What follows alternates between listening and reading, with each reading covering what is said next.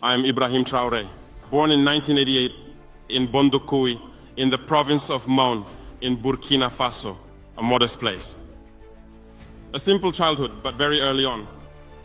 I understood that the silence of weapons does not mean peace. You grow up fast there. You learn to listen, to observe, not to dream too loudly. But I had a dream. To serve, to defend, to understand. I studied in Ouaga. Then I joined the army, not for the ranks, but to face the truth. And the truth, it burns. Sent to the north, I saw what others refused to look at. Forgotten villages, children without schools, abandoned families, and amidst all that, men who stand tall. Despite everything, I didn't seize power, I wrested it from the void. Because you can't lead a country on your knees, when the people themselves are fighting standing up. September 30th, 2022, we had to choose between fear or courage. I chose courage and the people followed me. To you, my African brothers and sisters, they will make you believe. Believe that it's impossible, that we must wait for saviors. But listen to me well. No one will come to save us from the West, not the former empires. Our future, it's up to us to rebuild it, block by block, dream by dream, tear by tear. I am 34 years old and I carry the dreams of a people, but this dream does not belong to me. It belongs to all of us. The real question is not whether I have the power, but are you ready to take it back with me? Let's take back what is ours. I think you don't need anyone. So, and especially I have a big love for Africa. So I've been there. I love the people.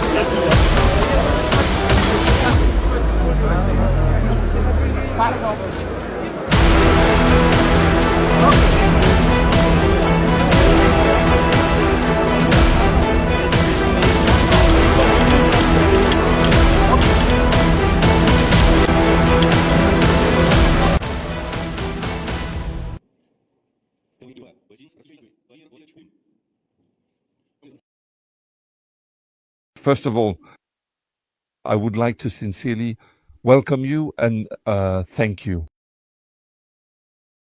Thank our friends, our partners. You have come to Moscow to share the joy of the celebration, the victory over fascism, to honor the memory of the saviors of humanity. May 9th is a very important date for our people and for it is this historical truth that no one can silence, no one can deny. Our fathers, our grandfathers accomplished feats, some incomparable feats for their country, for their home, for the right to assert their destiny, to speak their own language, to raise their own children in their culture and tradition. We will not forget our allies and comrades who joined the fight. And all the peoples of Europe, the United States, Africa, Latin America, the Asia-Pacific region, united with the soldiers and officers of the anti-Hitler coalition to oppose and to participate in the national liberation movement with the partisans and the resistance fighters. May 1945 paved the way for a new architecture of global security, for the creation of key institutions, the United Nations Organization, our duty to global security.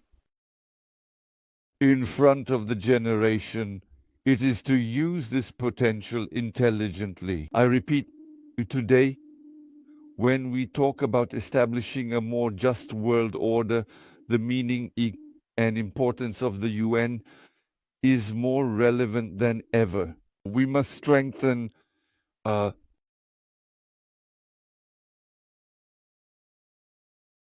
has been set in the Charter, the principles of the United Nations Charter as a whole.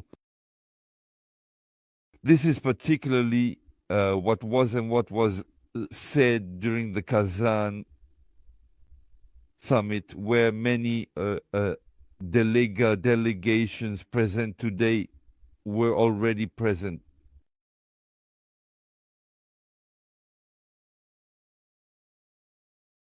We need representatives of political models and economic and social development with different religions, civilizations, and cultures. And this diversity not only enriches us, it makes us stronger. Because today, in all relationships, all work and common values, all of this allows us to strengthen ourselves. We are in favor of justice, equality, for friendship and good neighborliness, for harmony and mutual respect, for everyone's opinions, for indivisible security for all. And we call on the entire global community to show solidarity in responsibly solving current problems for future generations. Thus, these approaches will ensure long-term well-being, long-term peace for all the peoples of the world. Russia is ready for this and to work jointly with anyone who wishes to do so.